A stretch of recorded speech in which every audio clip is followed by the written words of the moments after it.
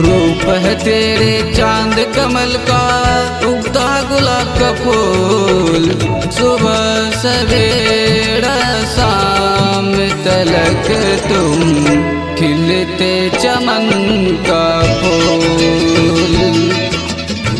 एक तू ही हसीन है गोरी, बाकी सब बेकार। रूप है तेरे चांद कमल का, उगता गुलाब का फूल।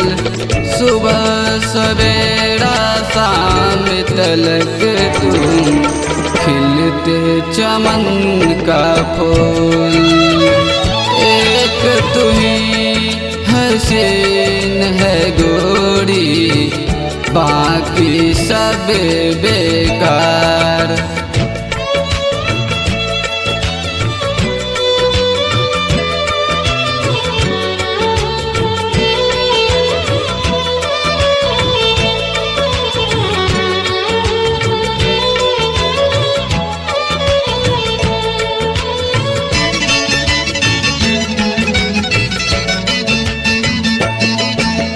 चांदो तो बहुत देखे हैं, सब है नाजुक फूल।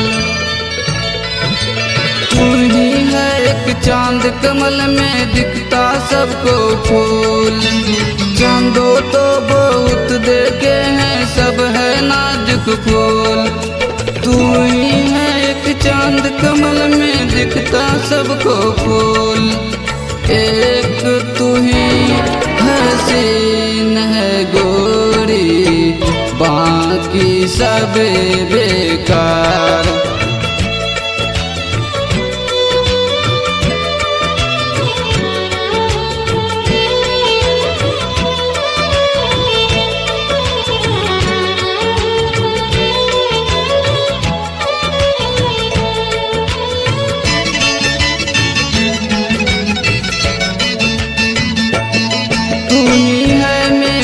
धड़कन में गोरी नाजुक फूल।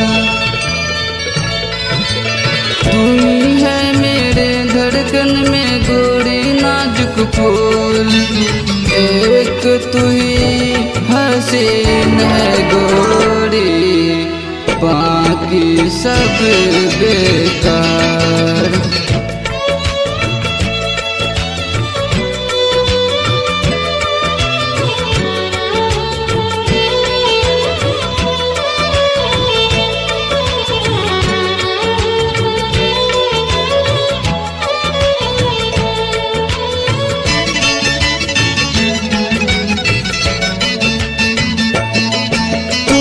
दे एक बार जरा तेरे लिए लाओ कहीं से फूल। तू कह दे एक बार जरा तेरे लिए लाओ कहीं से फूल। एक तू ही हसीन है गोरी, बाकी सब बेकार।